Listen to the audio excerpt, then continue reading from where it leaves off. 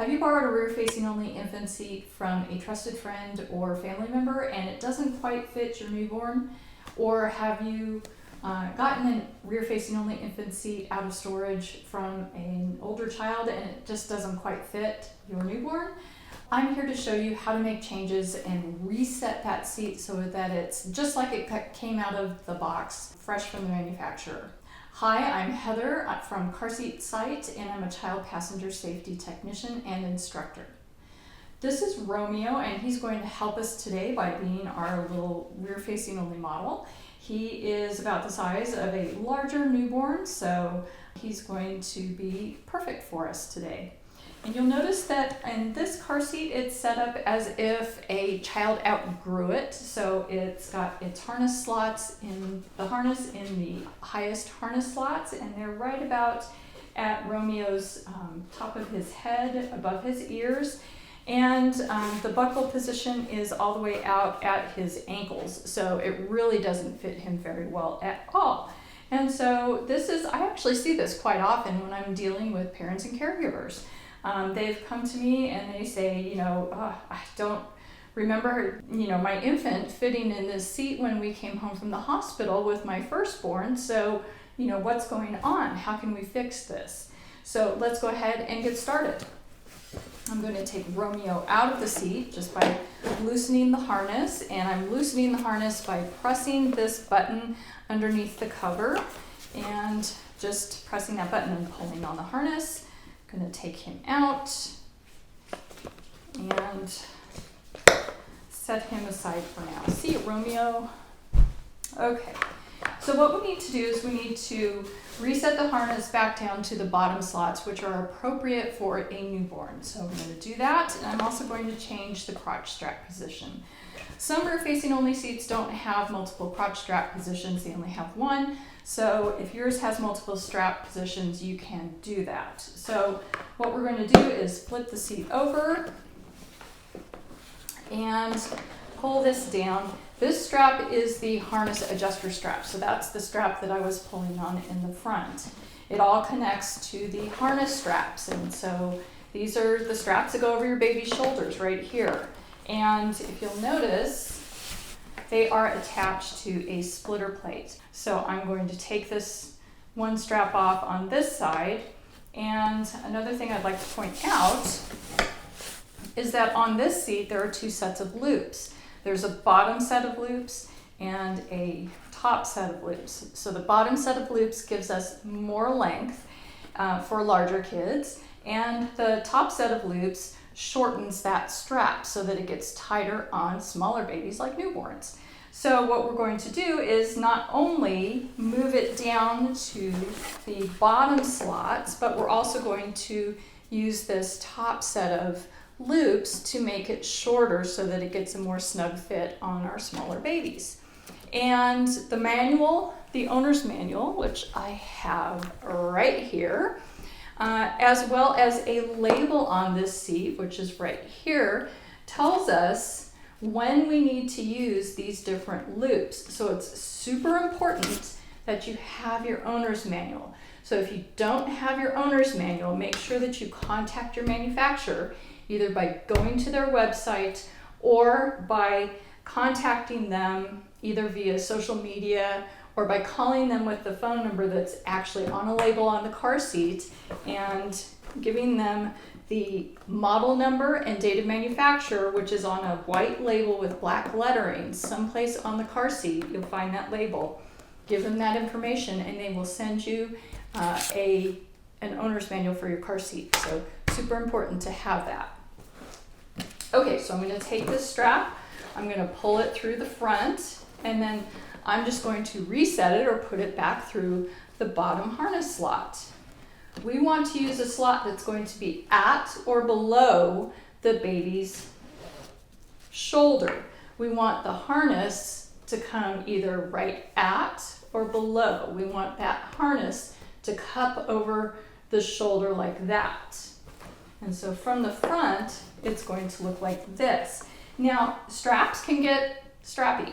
So if they start getting all twisted, pro tip, buckle them in first, just like that. Make sure they stay nice and straight, and even do the chest clip like that, and then that way they will stay nice and straight. So here I've moved it all the way down to the bottom, flip it over, and then I'm going to reattach it to this splitter plate using this top loop. Now, how do we attach it? Do we attach it using, with the harness going in front of the splitter plate like that, or do we attach it going behind the splitter plate? That is the question. So, slip it off, have it go on like that. Okay, so which way do we do it? Well, you're going to have to look at your owner's manual or look at that label that's on the inside of the seat. If you don't know, that's going to be a problem because we really need to know that. So, Graco wants us to attach it with the splitter plate, with the harness in front of the splitter plate. So make sure that it's all the way connected with that hook over the harness, just like that. Because when you tug on it, it needs to be attached. I've seen sometimes it can, for the less mechanically inclined, sometimes parents will slip it on just like that. They kind of just fold it on and just slip it on like that, and you see how it's kind of sliding up and down and come off like that. So make sure you open that loop up and you stick the loop through the splitter plate and hook it on. Make sure that it's not going anywhere. Okay, and I'm going to do it for the other side.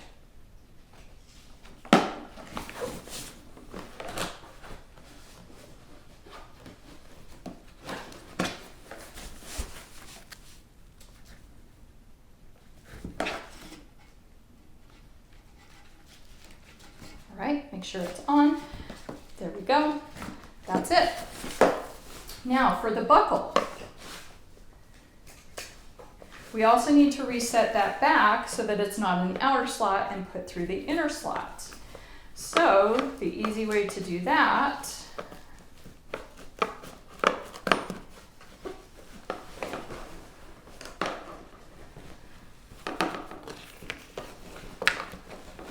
slide it through the cover, just like that.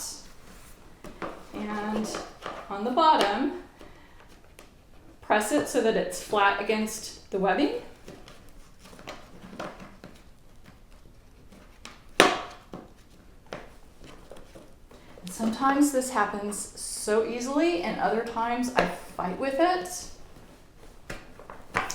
Okay, do it like that. I'm just going to put the cover back down, put it through the slot closest to the child.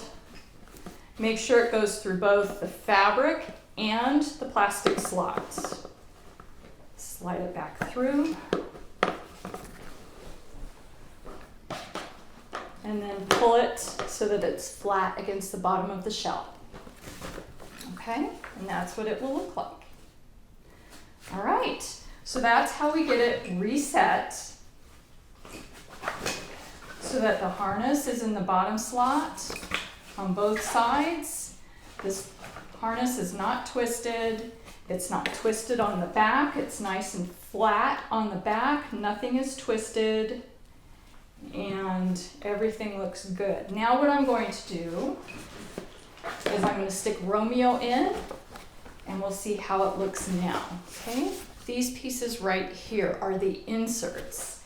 If you purchase a used seat off of, say, Facebook Marketplace or some other site that you can get used car seats from, you need to be really careful. We do not, as child passenger safety technicians, recommend ever purchasing used car seats because you just don't know the history of the car seat.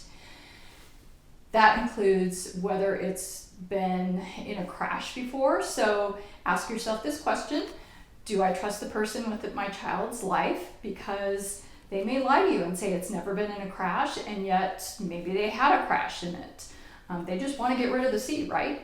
So be careful with that. Or they may have washed the harness in the washing machine, which is very dangerous because washing machines can twist and pull at the fibers.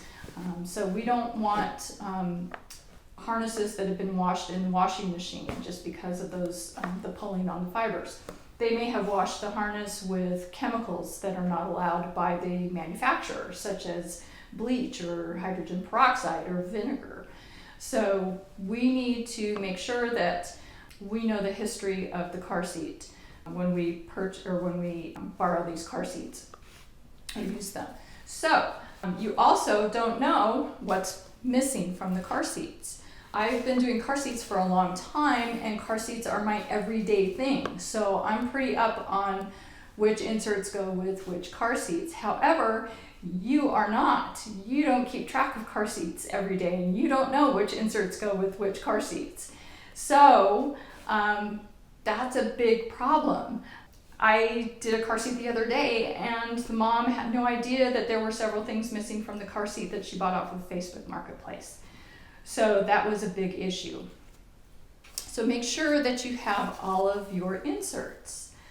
If you are using a car seat that you use for an older child, and that's why we say from a trusted place, if you're borrowing from a trusted friend or a trusted family member, just because you can ask them questions and you know they're going to give you they're going to give you good answers. Or maybe you've washed these things and they've disappeared, because that's happened to me.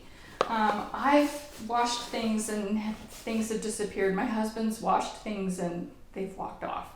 So call the manufacturer and they can help you out. Just give them that information off the date of manufacture. This is an insert, and it's not required to be used. It says on the label it can be used. So again, these are things that you know from the owner's manual. It also says it can be used up to 12 pounds. This is for positioning. So when I put this in, this is for the buckle.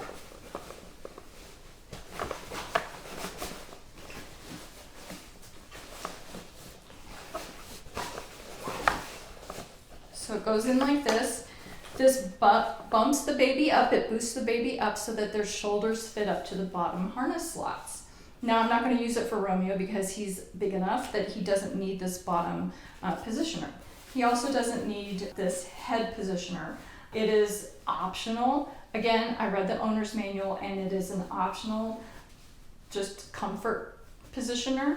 And the thing about head pillows is that they tend to push heads forward. So if they're not required, just watch your baby with the head positioners in them, because they do tend to push the head forward. And we don't like heads moving forward because they tend to block airways. If the head goes off to the side, it's okay. So I'm going to take those out.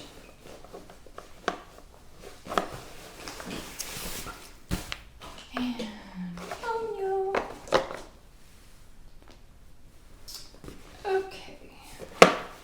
So we set Romeo in, make sure his bum's all the way back. Pull the harness over the shoulders. Make sure they're nice and straight. Okay, make sure there aren't any twists. Okay, still caught in your ear, Romeo. There's a lot of harness there. Okay. Okay, so I'm going to snug it up on him.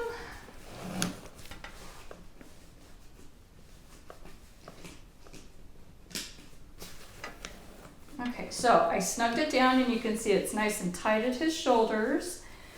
I can't pinch any, but look at how much slack is in his lap belt right here. So there's a twist. I'm going to take that twist out. Do you see how much slack is there?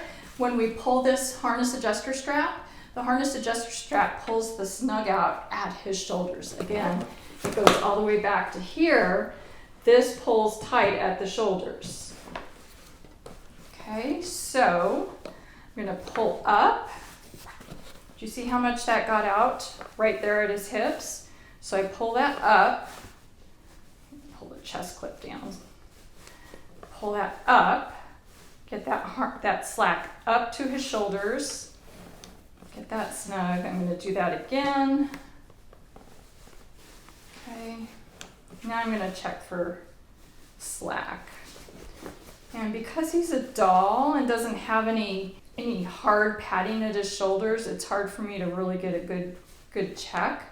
So I'm just going to do that. And another test is to look for straightness of the harness. So is it straight in a line without any gaps or other bulges in the harness? So it looks nice and straight.